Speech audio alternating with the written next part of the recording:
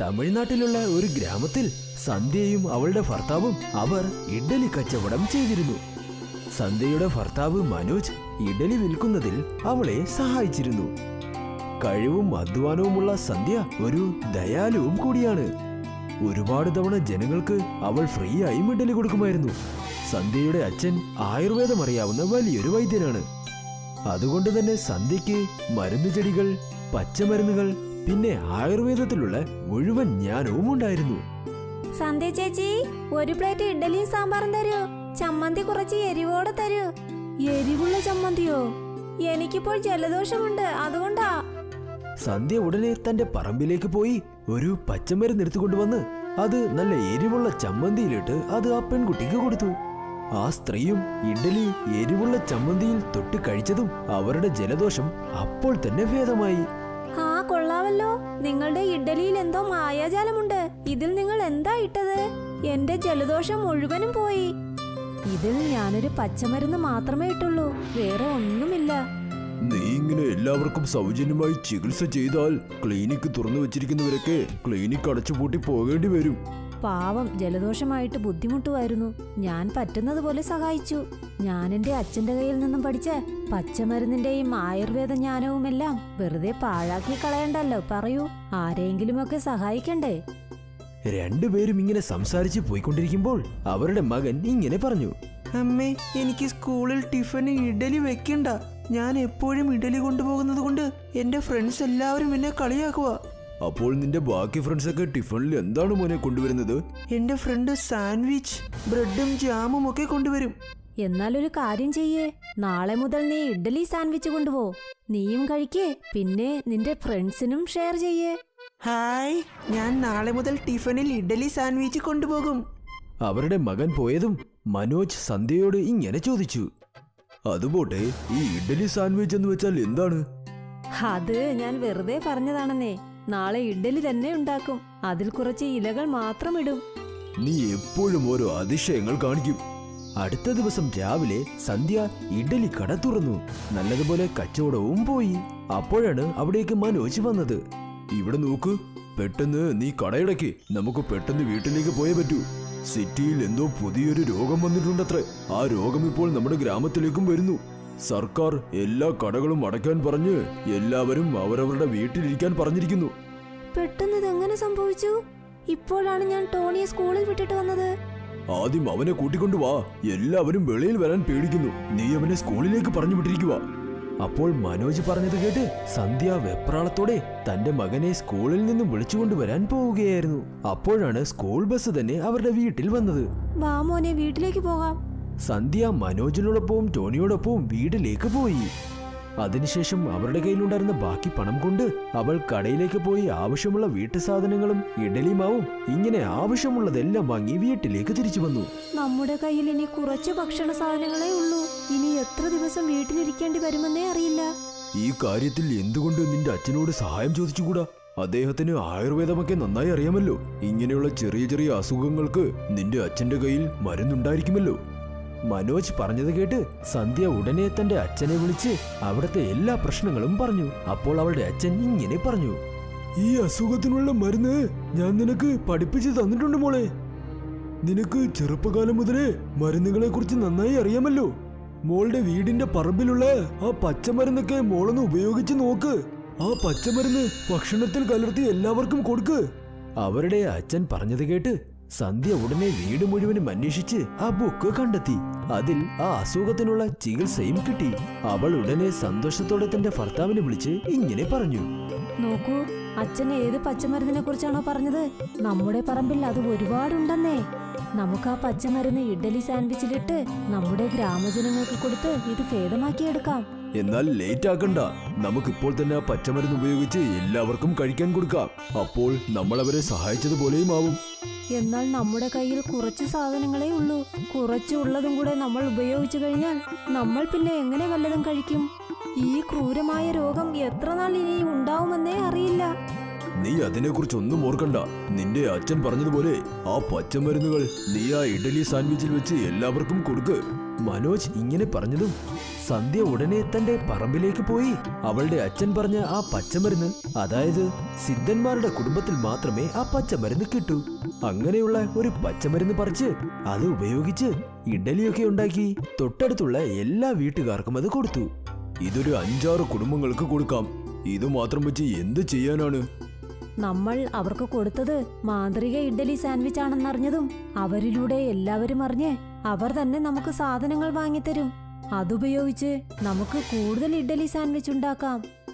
തൊട്ടടുത്തുള്ള കുറച്ചു വീടുകളിൽ സന്ധ്യയും മനോജും ഇഡ്ഡലി സാൻഡ്വിച്ച് കൊടുത്തു.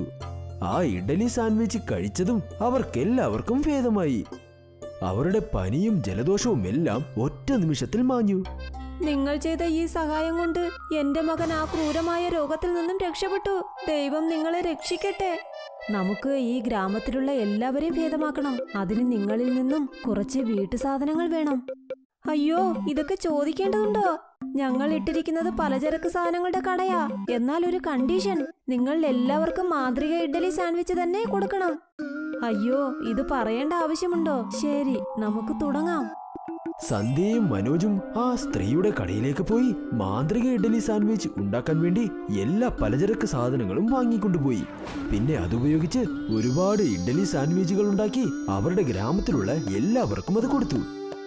ഇവിടെ നോക്ക്, നമ്മൾ ഇങ്ങനെ എല്ലാവരുടെയും അസുഖം ഭേദമാക്കി കഴിഞ്ഞാൽ ഗ്രാമം മാത്രമല്ല, സിറ്റിയിലും നമ്മുടെ ഈ ഇഡ്ഡലി സാൻഡ്വിച്ച് വളരെയധികം ഫേമസ് ആകും. അതിനുശേഷം എല്ലാ സ്ഥലങ്ങളിലും നമുക്ക് നമ്മുടെ ബ്രാഞ്ചസ് ഓപ്പൺ ചെയ്യാം. നിങ്ങൾ പറഞ്ഞത് ശരിയാണ്. നമുക്ക് ആ മാന്ത്രിക മരുന്ന് ഇഡ്ഡലി മാവിലിട്ട് അതുകൊണ്ട് സാൻഡ്വിച്ച് ഉണ്ടാക്കണം. അപ്പോൾ എല്ലാ ജോലിയും തീരും. വരൂ, കുറച്ചുപോലും താമസിക്കാതെ നമുക്ക് ജോലികൾ തുടങ്ങാം. ഗ്രാമത്തിലുള്ള എല്ലാവരുടെയും വീട്ടിൽ പോയി സന്ധ്യയും മനോജും അവർക്ക് മാന്ത്രിക ഇഡ്ഡലി സാൻഡ്വിച്ച് കൊടുത്ത് അവരോട് ഇങ്ങനെ പറഞ്ഞു: ഇതാ വയ്ക്കൂ, ഈ ഇഡ്ഡലി സാൻഡ്വിച്ച് കഴിക്കൂ. ഇതിലൂടെ നിങ്ങളുടെ കുടുംബത്തിന് ആരോഗ്യം തിരിച്ചു കിട്ടും. പിന്നെ ഒരു അസുഖവും പടരില്ല.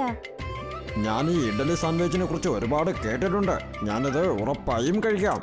സന്ധ്യ അയാൾക്ക് ഇഡ്ഡലി സാൻഡ്വിച്ച് കൊടുത്ത ഉടനെ അദ്ദേഹം തന്റെ കുടുംബത്തിനത് കഴിക്കാനും കൊടുത്തു. അങ്ങനെ നോക്കി നിൽക്കെ തന്നെ ചില നിമിഷങ്ങൾക്കുള്ളിൽ അവരുടെ അസുഖവും പൂർണ്ണമായും ഭേദമായി. ദൈവം നിങ്ങളെ രക്ഷിക്കും. നിങ്ങൾ എത്രയോ ആൾക്കാരെ സഹായിക്കുന്നു. ദൈവത്തിന്റെ അനുഗ്രഹം നിങ്ങൾക്ക് എപ്പോഴും കാണും. അതുമാത്രമല്ല, ഞങ്ങളുടെ അനുഗ്രഹവും എപ്പോഴും കാണും. സന്ധ്യയും മനോജും അവിടെ നിന്ന് സന്തോഷത്തോടെ പുറപ്പെട്ടു പോയി. ആ ഗ്രാമത്തിലുള്ള എല്ലാവരും ആ ഇഡ്ഡലി സാൻഡ്വിച്ചിനെ കുറിച്ച് പുകഴ്ത്തി സംസാരിച്ചുകൊണ്ടേയിരുന്നു. നീ നിന്റെ അച്ഛനെ വിളിച്ച് പെട്ടെന്ന് നന്ദി പറയേ. ഈ അസുഖത്തിൽ നിന്നും എല്ലാവരെയും അദ്ദേഹം രക്ഷിച്ചു. അപ്പോൾ സന്ധ്യയും ഉടനെ അവളുടെ അച്ഛനെ വിളിച്ച് ഒരുപാട് നന്ദിയും പറഞ്ഞു. ശേഷം സന്ധ്യയും മനോജും ഒരുപാട് സന്തോഷത്തോടെ അവരുടെ ഇഡ്ഡലി സാൻഡ്വിച്ച് വിറ്റ് ഒരു സമാധാനമുള്ള ജീവിതം ജീവിച്ചു. ये कबीर हैं, कबीर सिंह। कबीर सिंह हैं तो इंडियन, पर वो अपनी पढ़ाई पूरी करने यूएस आए हैं। आजकल कबीर सिंह परेशान हैं, पैसों की कमी की वजह से। हे कबीर, मैंने तेरे लिए एक नई जॉब ढूंढ ली है। अरे यहीं पास में एक बर्गर जॉइंट है, तू आज ही चला जा, वरना वो जॉब कोई और पकड़ लेगा। नहीं नहीं यार, तू फिक्र मत कर, मैं आज ही जाऊंगा। कबीर बर्गर जॉइंट में गए और उन्हें वो जॉब मिल गई और उसी रोज से उन्होंने काम करना शुरू कर दिया। बर्गर्स बनाना उन्हें आता तो नहीं था, पर ये काफी आसान था। उन्होंने बर्गर बनाना जल्द ही सीख लिया। Your order ma'am. Thank you. Kabir Singh खुश थे क्योंकि उन्हें पैसे भी मिल रहे थे और मुफ्त का खाना भी। कुछ दिन कबीर सिंह के बहुत अच्छे बीते, पर फिर वो ऊब गया। उसे ये बिना मसालों वाला खाना खाना कुछ खास पसंद नहीं आ रहा था। अरे तुम लोग ये बगैर मसाले का खाना कैसे खा लेते हो? Why don't you like this? नहीं नहीं, मैं एक्चुअली बहुत बोर हो गया हूँ। अगले रोज कबीर बर्गर जॉइंट आ ही रहे थे कि उनका तवज्जो मैगी पैकेट्स पर पड़ा। आज बर्गर के बदले मैगी खाता हूँ, कम से कम ये टेस्टी तो होगा। कबीर ने एक मैगी का पैकेट खरीद लिया और वो रोज की तरह बर्गर जॉइंट पर काम करने लगा। रात में जब जॉइंट क्लोज हुआ तो सारे मुलाजिम अपना अपना बर्गर बनाने लगे। वहीं कबीर ने अपने लिए एक मैगी बनाया और बड़े ही शौक से खाया। उस रोज से कबीर कभी बर्गर खाता तो कभी मैगी। वो खुश था। एक रोज बर्गर जॉइंट में ज्यादा खरीदार नहीं थे। कबीर फ्री थे, तो उन्होंने सोचा कि वो कुछ नया बनाए। उन्होंने अपने बैग में से मैगी नूडल्स निकाले। Today again Maggi. What's happened to you Kabir? अरे नहीं जी, आज मैं कुछ और बनाऊंगा। कबीर ने बर्गर से बन काटे और मैगी बनाई और फिर मैगी को बर्गर के पैटी मेकर मशीन में डाल दिया। उससे मैगी की पैटी बन गई। अरे ये तो बिल्कुल गोल है जी। जी वाह, क्या बात है। कबीर खुश हो गए। उन्होंने एक और मैगी की पैटी बनाई। Wow, this dish looks delicious. Even I want one. Kabir और उन फॉरेनर ने मिलकर मैगी का बर्गर बनाया और फिर खाने लगे। दोनों को वो बर्गर बहुत पसंद आया। Kabir, this is awesome. I want one more. Kabir ने एक एक और मैगी बर्गर बनाए। दोनों ने बड़े ही शौक से खाए। आज कबीर खुश थे। उन्होंने कुछ नया बनाया। कुछ रोज गुजर गए और फिर बर्गर जॉइंट के मालिक कबीर के पास आए। उन्होंने मैगी बर्गर की तारीफ सुनी थी और उन्हें भी मैगी बर्गर खाना था। कबीर ने उनके लिए भी मैगी बर्गर बनाए। This is good. Add this to the menu. I'll give you 10% commission. Well done, boy. ये सुनकर कबीर खुश हो गया। उनका मैगी बर्गर उस बड़े जॉइंट के मेन्यू में ऐड हो रहा था और तो और उन्हें 10% कमीशन भी मिल रहा था। अब तो मेरी पढ़ाई बहुत आसानी से हो जाएगी और मुझे पैसों के बारे में सोचने की जरूरत भी नहीं पड़ेगी। अगले कुछ महीने तक कबीर बर्गर जॉइंट पर काम करता रहा और उसे तनख्वाह के साथ साथ कमीशन भी मिल रहा था। फिर कबीर ग्रेजुएट हो गए। उनकी पढ़ाई खत्म हुई और वो पंजाब वापस आ गए। यहाँ उन्हें बड़े होटल में मुलाजमत मिल गई। कुछ सालों तक कबीर खुश थे, लेकिन उन्हें अपना कुछ रोजगार करना था। एक रोज कबीर ऐसे ही कुछ सोच रहे थे। ओए की गल्ले पुत्र, किस ख्याल में डूबा है? हाँ? कुछ नहीं पापा जी, मेरी नौकरी तो अच्छी है, मगर पता नहीं मैं खुश क्यों नहीं हूँ। मैं अपना कुछ करना चाहता हूँ। अरे तो इसमें मायूस होने की क्या बात है? तू अपना खुद का होटल खोल लेना। हाँ पापा जी, मगर समझ में नहीं आ रहा है क्या करूँ। इतनी अच्छी नौकरी है और तनख्वाह भी अच्छी है। देख पुत्र, इंसान को वही काम करना चाहिए जिसमें उसका मन लगे। हाँ पापा जी ठीक कह रहे हैं। तो मेरा मन तो बस मैगी बर्गर बनाने में लगता था। अरे तो बेटा जी सोच क्यों रहा है? मैगी बर्गर बनाना ही शुरू कर दे। वो तो ठीक है, मगर कमाई नहीं हुई तो? अरे पुत्र, अगर ऐसे ही सोचता रहा ना तो मेरी उम्र होने के बाद पछताएगा कि पहले शुरू क्यों नहीं किया। अभी भी तेरे पास वक्त है। नौकरी का क्या है, वो तो वापस मिल जाएगी। हाँ ठीक है पापा जी। कबीर के अब्बा जान ने उनकी हौसला अफजाई की। अभी भी कबीर इख्तिलाफ कर रहे थे क्योंकि वो एक बड़े होटल में मुलाजमत करते थे जहां उनकी कमाई अच्छी थी, लेकिन अब उन्हें सब कुछ शुरुआत से शुरू करनी थी। खैर, उन्होंने एक भीड़ भाड़ वाले इलाके में एक दुकान किराए पर ले ली और यहाँ अपना मैगी बर्गर का कारोबार शुरू किया। ये कैसा बर्गर है? ये दरअसल मैगी का बर्गर है जो बहुत ही जायकेदार होता है जी। एक बार खाकर तो देखिए। ठीक है जी, खिलाइए। पहले कुछ रोज तक कबीर की दुकान कुछ खास नहीं चली, लेकिन फिर आहिस्ते आहिस्ते उनकी दुकान चल पड़ी। कॉलेज के बच्चे मैगी बर्गर खाने के लिए दूर दूर से आते। कबीर ने स्टाफ बढ़ा दिया और मैगी बर्गर में वैरायटीज डाली। चीज Maggi burger, Schezwan Maggi burger. फिर तो मानो कबीर की स्टॉल यंगस्टर्स का फेवरेट फूड जॉइंट बन गया।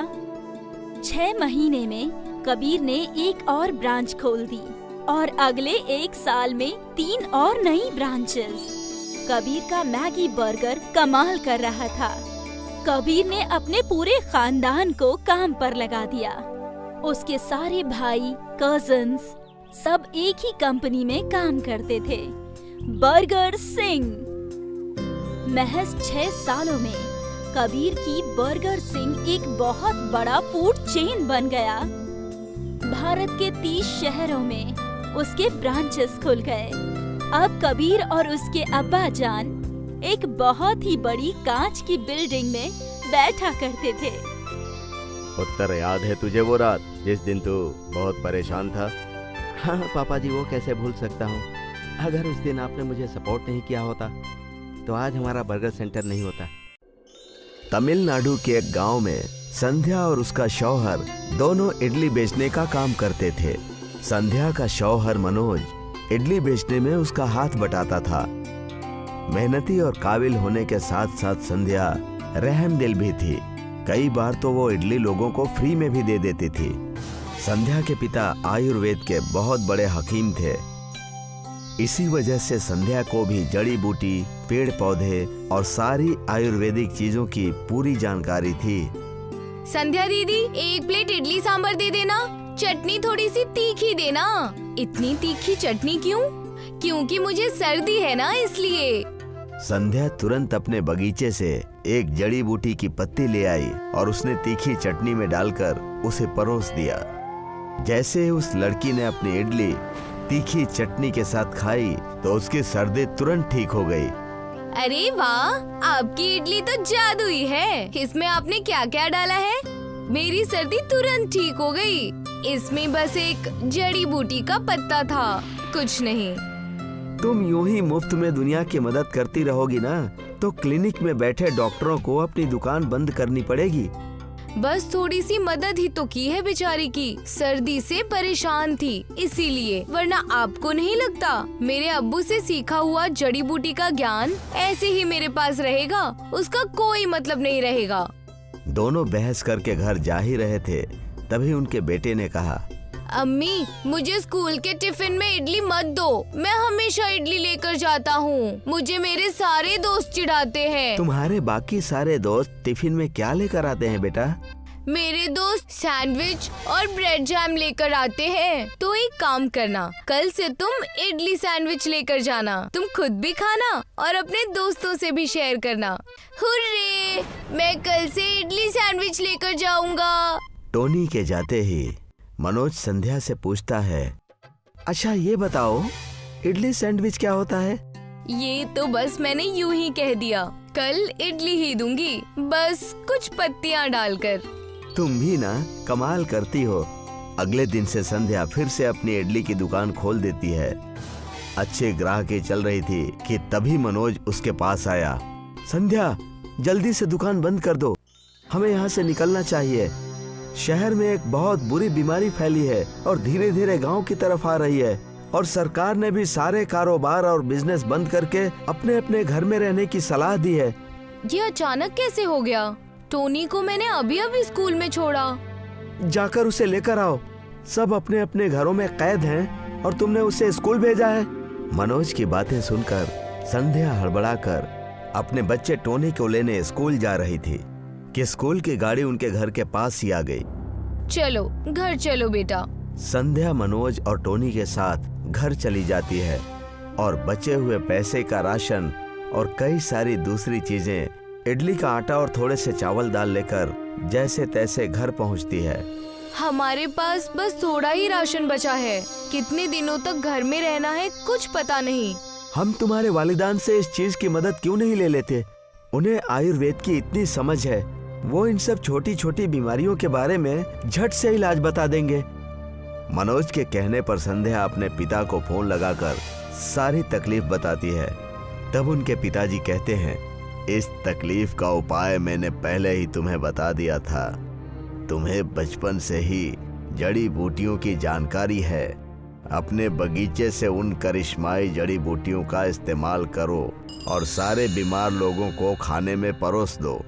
अपने पिताजी की बात सुनकर तुरंत ही संध्या अपने घर में वो किताब ढूंढने लगती है और वहाँ उसे उस बीमारी का इलाज मिल जाता है। तब बड़ी खुशी के साथ अपने शौहर मनोज के साथ ये बात कहती है। अब्बू ने जो जादुई जड़ी बूटी बताई है वो हमारे बागीचे में खूब सारी है। हम इसे अपने इडली सैंडविच में मिलाकर पूरे गांव और शहर को खिलाकर ठीक कर सकते हैं। तो देर किस बात की, हमें उस जड़ी बूटी से लोगों का इलाज करना चाहिए ताकि हम लोगों की मदद कर सकें।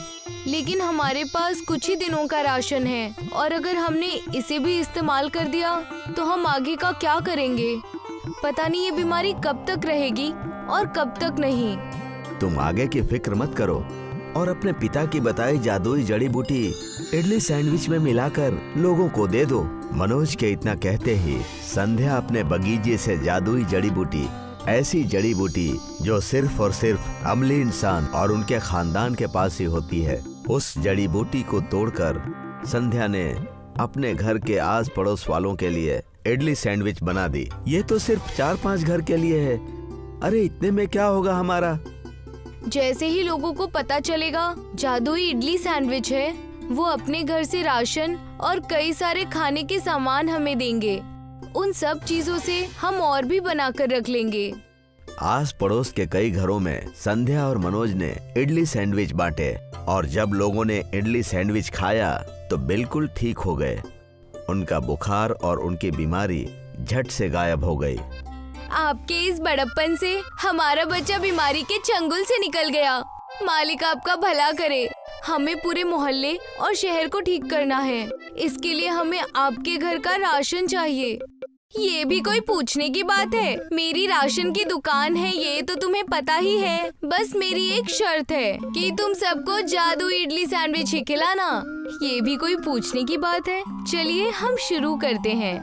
संध्या और मनोज उस औरत के राशन की दुकान पर जाते हैं और वहां जाकर इडली सैंडविच बनाने के सारे सामान लेकर आते हैं और उससे बहुत सारी इडली सैंडविच बनाकर पूरे गांव और कस्बे को खिलाते हैं। अरे सुनती हो, अगर हमने इन सारे बीमारों का इलाज कर दिया तो पूरे गांव बल्कि पूरे शहर में हमारी इडली सैंडविच की दुकान मशहूर हो जाएगी और लोग आयुर्वेद का इलाज अपनाने लगेंगे। आपने बिल्कुल सही कहा। हम ये जादुई जड़ी बूटी इडली के अंदर डालकर उसका सैंडविच बना देंगे और सारा काम हो जाएगा। चलिए बिना देरी किए हम काम शुरू कर देते हैं। पूरे गांव में संध्या और मनोज हर एक घरों में जाकर ये करिश्माई इडली सैंडविच देते हैं और उनसे कहते हैं, ये लीजिए हमारी इडली सैंडविच खा लीजिए। इससे आपका पूरा खानदान तंदुरुस्त हो जाएगा और कोई भी बीमारी नहीं फैलेगी। जी मैंने बहुत सुना है इस इडली सैंडविच के बारे में और मैं जरूर खाऊंगा। संध्या उस आदमी को जैसे ही इडली सैंडविच देती है, वो आदमी अपने परिवार को खिला देता है और देखते ही देखते कुछ ही पल में उनकी बीमारी गायब हो जाती है। भगवान आपका भला करे। आप इतना नेक काम कर रहे हैं। हर एक परिवार से आपको दुआ मिलेगी। मैं तहे दिल से आपका शुक्रिया अदा करना चाहूँगा। संध्या और मनोज खुश होकर वहाँ से चले जाते हैं। सारा गांव उनके जादुई इडली सैंडविच के गुणगान करने लगता है। तुम अपने पिता को फोन करके शुक्रिया कह दो, उन्होंने हमें इस बीमारी से बचा लिया। मनोज की बात सुनकर संध्या अपने पिता को फोन पर धन्यवाद कहती है और पूरा परिवार खुशी खुशी अपनी इडली सैंडविच बेचने लगता है और अपनी जिंदगी बिताने लगता है।